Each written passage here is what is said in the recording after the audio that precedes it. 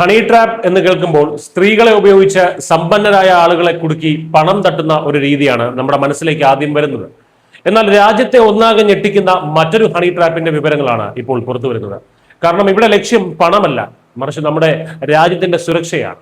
ഇന്ത്യയിലെ പ്രമുഖ രാഷ്ട്രീയ നേതാക്കളെ വലയിലാക്കി രാജ്യരഹസ്യങ്ങൾ ചോർത്താൻ പാകിസ്ഥാൻ ഭീകരർ ഒരുക്കിയ വമ്പൻ ഹണി ട്രാപ്പ് ശൃംഖലയാണ് ഇപ്പോൾ മറനീക്കി പുറത്തു വരുന്നത്.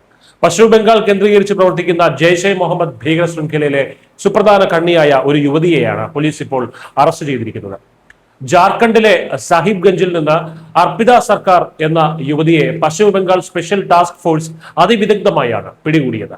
കഴിഞ്ഞ ദിവസങ്ങളിൽ ബംഗാളിലെ ബർദ്ധമാനിൽ നിന്നും പിടിയിലായ മുഹമ്മദ് ഹമീൻ മൊണ്ടാൽ എന്ന ജെയ്ഷെ മുഹമ്മദ് ഭീകരനുമായി ഈ യുവതിക്ക് നേരിട്ട് ബന്ധമുണ്ടെന്നാണ് അന്വേഷണ സംഘം കണ്ടെത്തിയിരിക്കുന്നത്.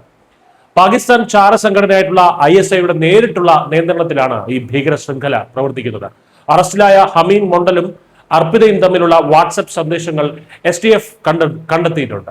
നേതാക്കളെ വലയിലാക്കി സുപ്രധാന വിവരങ്ങൾ ചോർത്തുക എന്ന ലക്ഷ്യത്തോടെയാണ് ഈ യുവതികളെ ഭീകരർ ഉപയോഗിച്ചിരിക്കുന്നത്. പ്രമുഖരായിട്ടുള്ള BJP നേതാക്കളെ ഉൾപ്പെടെ ലക്ഷ്യം വെച്ചുകൊണ്ട് സംസ്ഥാനത്ത് വൻ ഭീകരാക്രമണങ്ങൾക്ക് കളമൊരുക്കുകയായിരുന്നു ഇവരുടെ പദ്ധതി.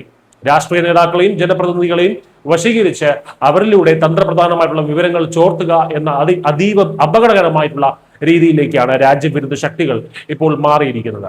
അതിർത്തി കടന്നുള്ള ഭീകരർ പശ്ചിമ ബംഗാൾ പോലൊരു സംസ്ഥാനത്ത് എത്രത്തോളം സുരക്ഷിതമായിട്ടാണ് വേരുറപ്പിക്കുന്നത് എന്നതിന്റെ ഒരു എന്താണ് നടുക്കുന്ന ഒരു വിവരം കൂടിയാണിത്. കേവലം ബോംബുകൾക്കും നേതാക്കൾക്കും പകരം ജനപ്രതിനിധികളുടെ ദൗർബല്യങ്ങളെ രാജ്യത്തിനെതിരെയുള്ള ആയുധമാക്കുകയാണ് ISI.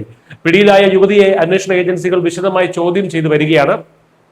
പണം ലക്ഷ്യമിട്ടിട്ടുള്ള തട്ടിപ്പുകൾക്കപ്പുറം രാജ്യസുരക്ഷയെ തകർക്കുന്ന ഇത്തരം നീക്കങ്ങൾക്കെതിരെ ഓരോ പൗരനും ഭരണകൂടവും അതീവ ജാഗ്രത പാലിക്കേണ്ട സമയം അതിക്രമിച്ചിരിക്കുന്നു. News desk Malayalam.